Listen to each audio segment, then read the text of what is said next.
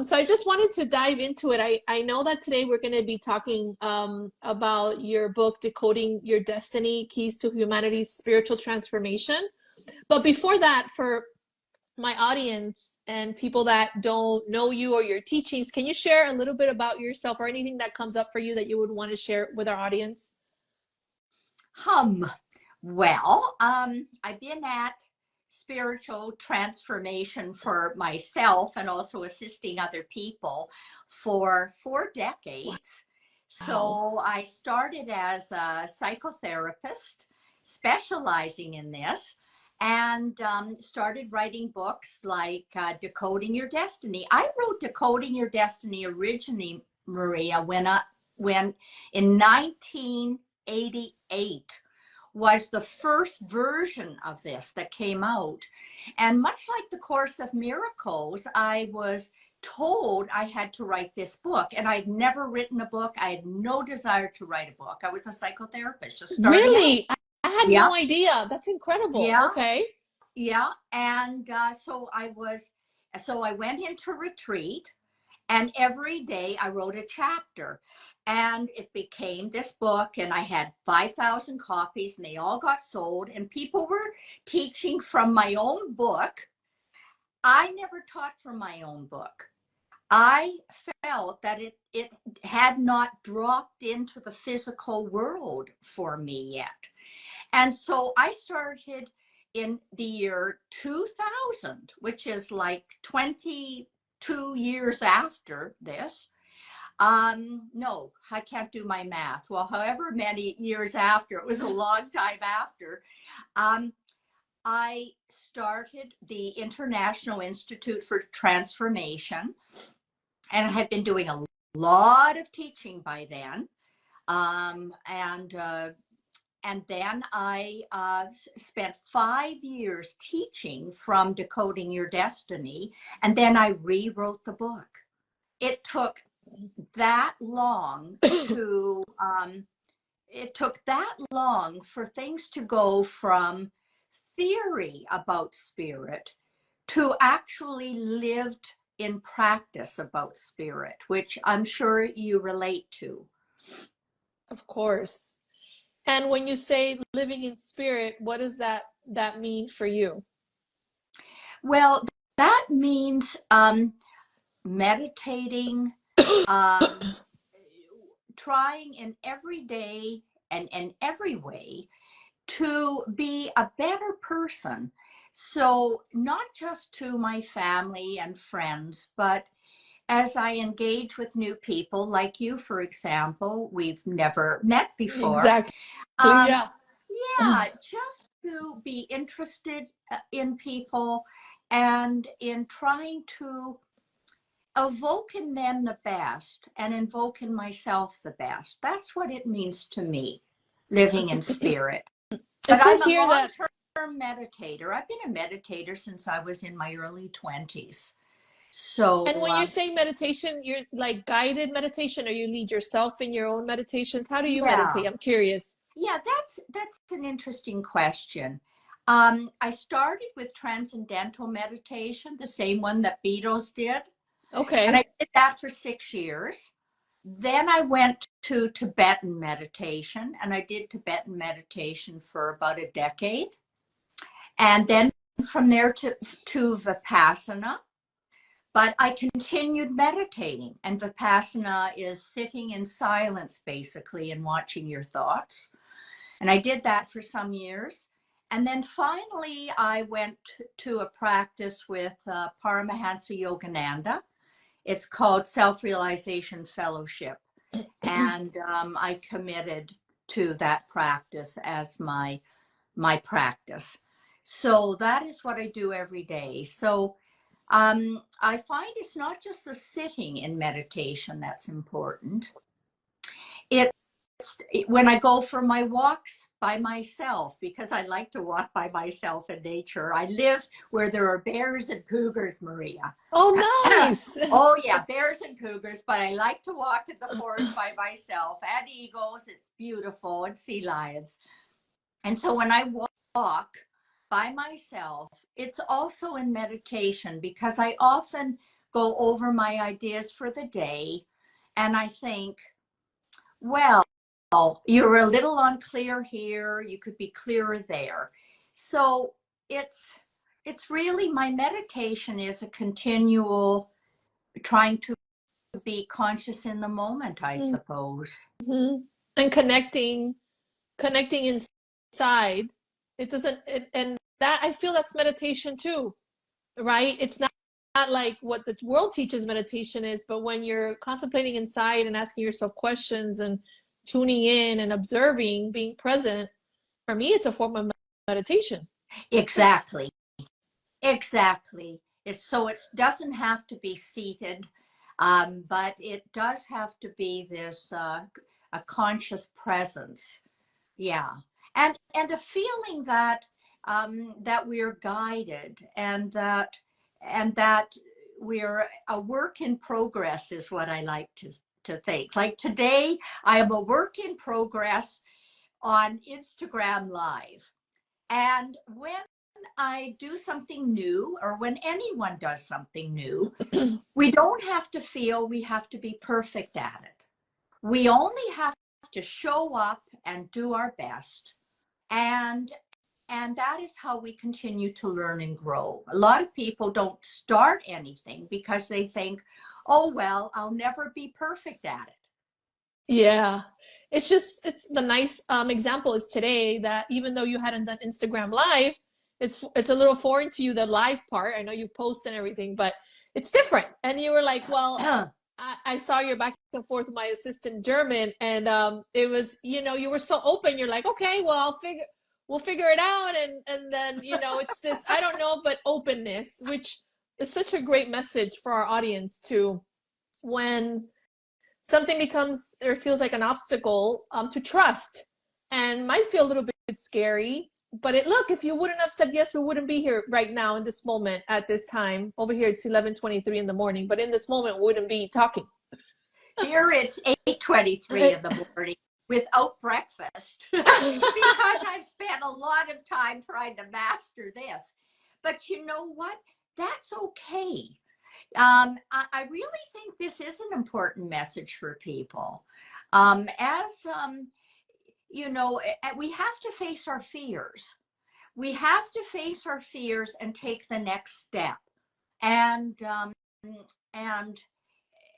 this is how we learn to expand how much we can take on, how much we can do. And of course, this is when the universe gives us more, and it gives us more opportunities. Yes, it's true. And when you were talking about the walking and the presence, I also felt that that's important too. I feel that we forget to do that, and to understand that all the answers are within. There's this intelligence within us, and we can stop and listen and connect and practice that every day, to come into that silence and try to get out of our heads. I feel that the head, I call it the cuckoo voice in our mind. It makes us, it's like takes over the show. What can you say about that? And the Course in Miracles calls it the voice of the ego, however reference you make to it. But what do you do with that fearful voice? What can you share with our audience in regards to that, the voice of fear? Well, I call it the voice of the ego as well. Okay. Okay. We're both on the same page. We are totally on the same page. So the ego is the ego for me, and in my understanding of it as a psychotherapist, and also spiritually, it's a construct. It's a construct. It isn't really our soul that's talking to us, And so I think we need to differentiate when our soul is speaking to us and when our ego is speaking to us.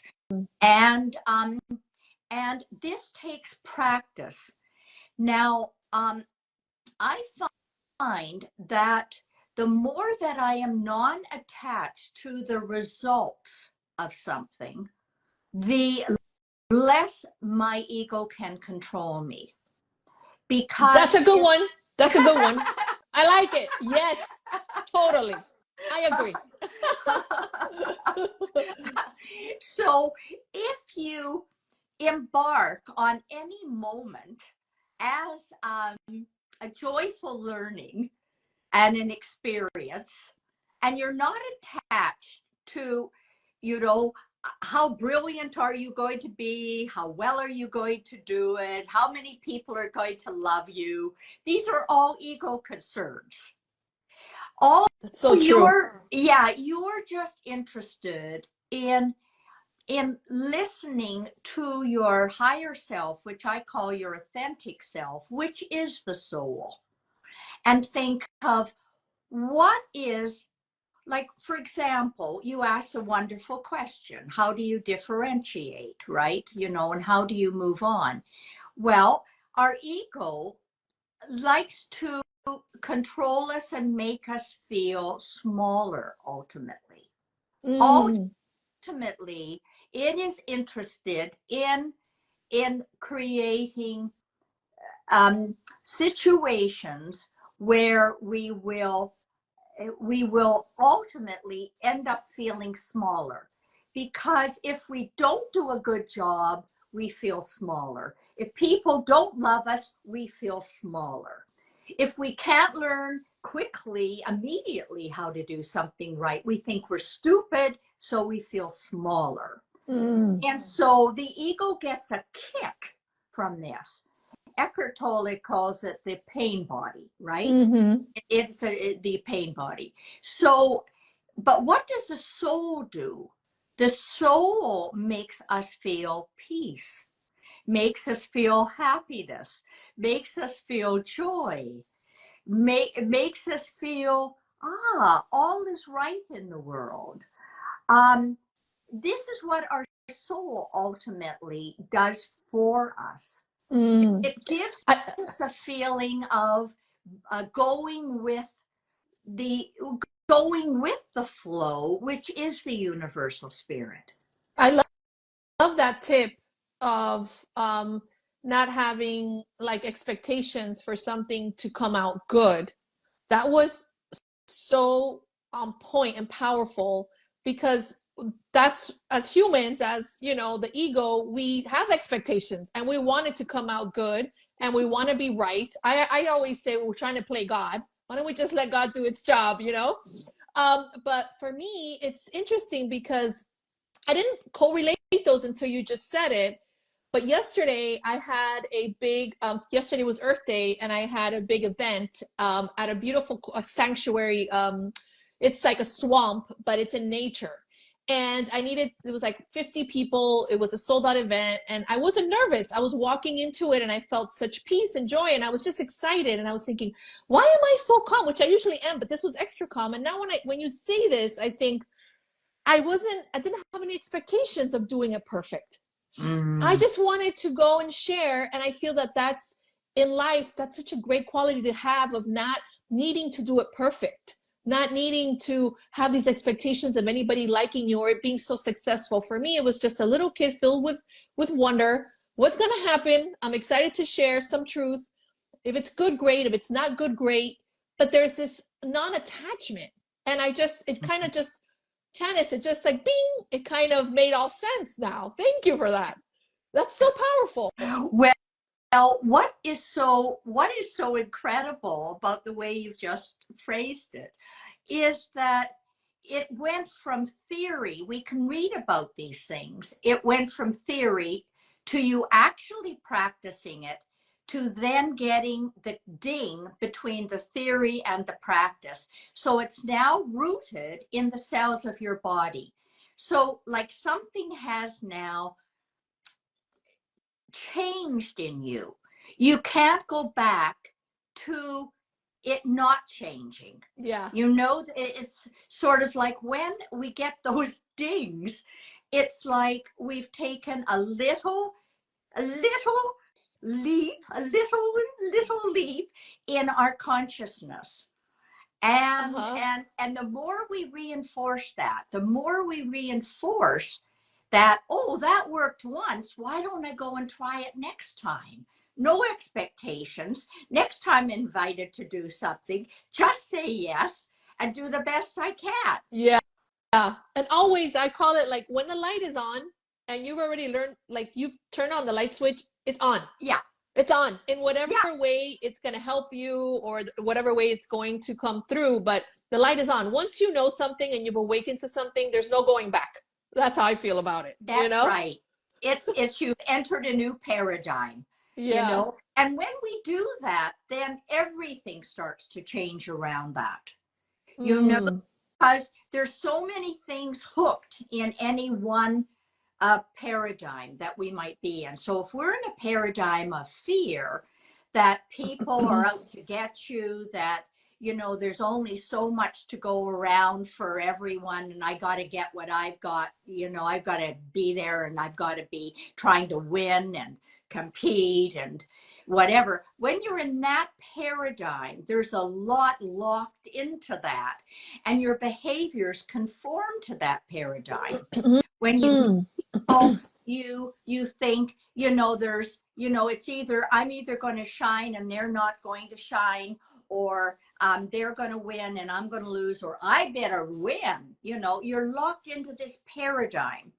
But if you're not in that paradigm anymore, you're in a different paradigm of, wow, you know, everybody wants the same thing. Everybody wants love and to feel that they are contributing something in the world. If you're in that paradigm, then you go forward in your day with quite a different attitude.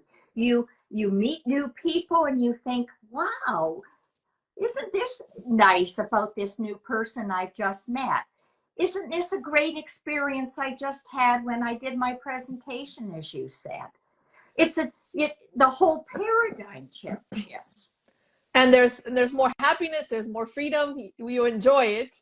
I have a question here, Tanis, that somebody on Instagram is asking, which can you tell us how the body elemental helps us in the whole process of changing our mind to love? Yes, obviously this person has read some of my other books about the body elemental. Probably Good Morning Henry is probably what they've read. Yeah, I talk about the body elemental. Those are my terms, and those are terms that maybe Rudolf Steiner would have used. But it is actually the Holy Spirit is the consciousness in our body. Okay. The body elemental is the Holy Spirit, which is spirit, alive and awake in form. This is the same Holy Spirit that builds, or the same elementals that build all the world, but it's for our body. So how does it help us to awaken in love? We're talking about it. You know, as we face every little fear we have, and we take a step in that direction to overcoming it. And it may be a small step. It may be things like you're afraid to say no to somebody, especially if it's your husband or your boss at work. Well, then you practice saying no. If, you know, whatever your fear is, you know, maybe you're afraid to, you're going to end up destitute on the street as a bag lady or a bag man. So you're very hoarding with your money. Well, then you start loosening it. Give a little bit to charity. You face your fear by acting differently. So as we act differently in all of our fears, fear of the unknown, fear of change, fear of loss of control, fear of failure, fear of rejection. These are the major fears.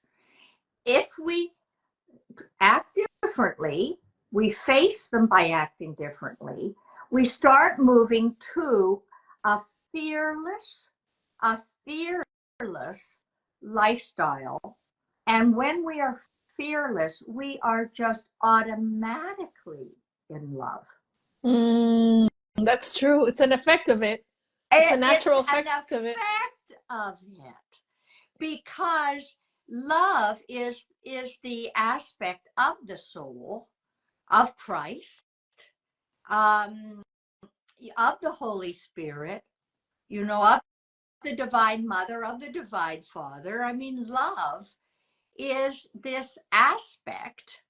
So we are just automatically in that. I hope that helps. Oh, absolutely. Even somebody just said, yes, beautiful. And they gave some hands up. So yeah, it's very, very, very well received. Talking about the importance of aligning with higher frequencies, do you connect? I know, I don't know if this is correct or not, and I don't mind talking about this because I love talking about anything that's truly helpful.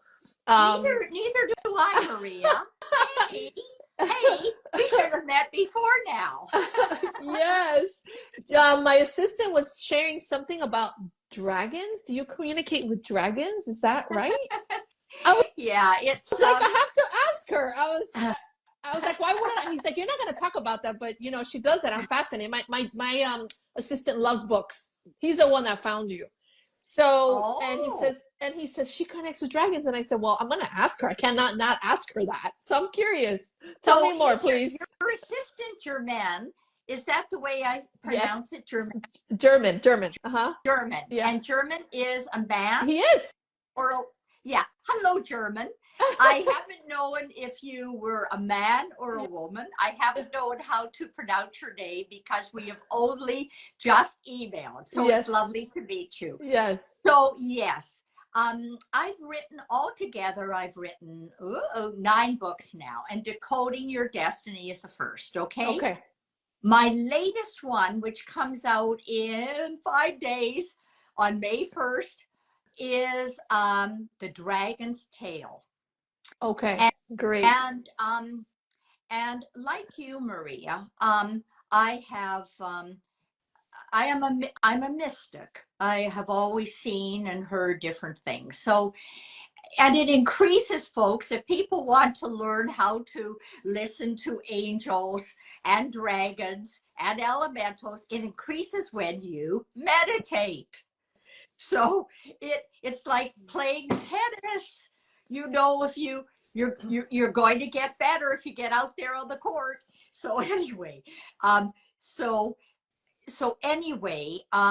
book, you were going to talk about your book that's coming out of the dragon. Yeah. The Dragon's Tail. Yeah. So it started 2 years ago. I was meditating, and I was asked by a wonderful, great being who had never spoken to me before, by the way, if I would, he said, you have done enough for elementals now, because I've done a lot for nature spirits and elementals. So he said, it's time now to talk about dragons. And I was taken to a very high astral world, and he went there, and there was the dragon's world. So I waited for a year. I know, I waited for a year to finish off other books, and then I started the Dragon's Tail. I speak to a dragon on a dragon world, and he is talking about how dragons have always been involved with Earth evolution, that the great cosmic dragon is here right now, helping to birth the Earth to a higher frequency, to help crack this, crack the cosmic egg and birth it to a higher frequency, and how the dragons also work with our Kundalini energy to help us with their fire, which is actually a fire of purification, to help remove the blocks, some of the blocks which we're talking about, some of these fear blocks, so that we can rise to a higher frequency. So yeah, and that book is coming out next May. Day, literally any day. Okay. May and 1st, they can get it on Amazon and anywhere. So check it out, my friends. That's so cool. Oh my gosh, it sounds like a fun title too. I think it's a fun book. I think it's very informative. Like, Decoding Your Destiny is incredibly informative. But this book also takes the form of a conversation with the dragon. And I'm actually taken to the dragon world to meet some of Jake's friends. Jacobus Kindron is his real name, but I call him Jake for short. And Jake is the dragon. The dragon. Okay. Oh wow, that's so powerful. What type of, because since the book is not out yet, what type of what's the message, the main message for Jake for us, if you can sum it up, or any practice or anything that shares that is important that you have in your book? The main message is that the dragons are not evil, that they're intelligent, wise, evolved beings who have been involved in our evolution since the beginning of time. They have been evolved in our evolution, and we have stories of dragons all around the world, and that they are here and they want to be known as, just like angels want to be known, or elementals want to be known, as conscious beings who are also aligned with spirit.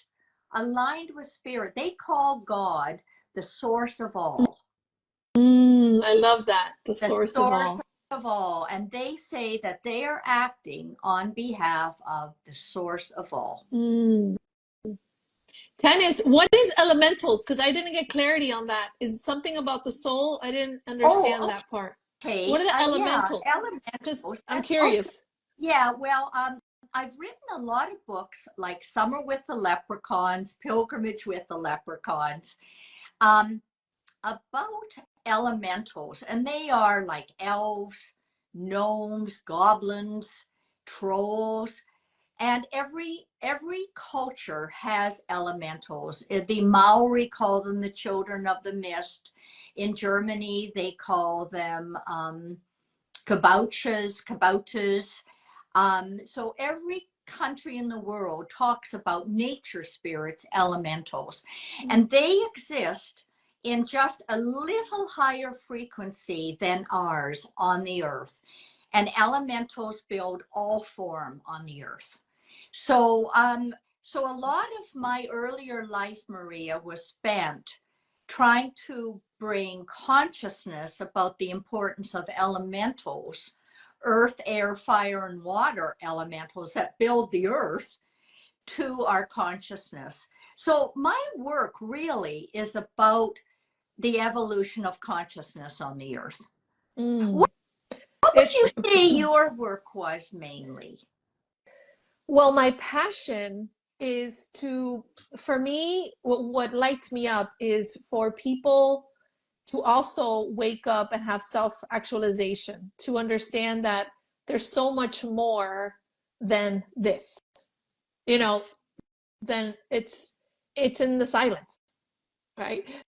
So I love to connect with people and just help them recognize that whatever they think they need, they have it already. And I either whisper it, or I'll speak it, or I'll dance to it, or however I can use it, so I can remind people, hey, just because you think something doesn't necessarily mean that it's real. So that's what lights me up. Thanks for asking, Tanis. Yeah, that's what I love to do with the course, just because it's a teaching that has called me.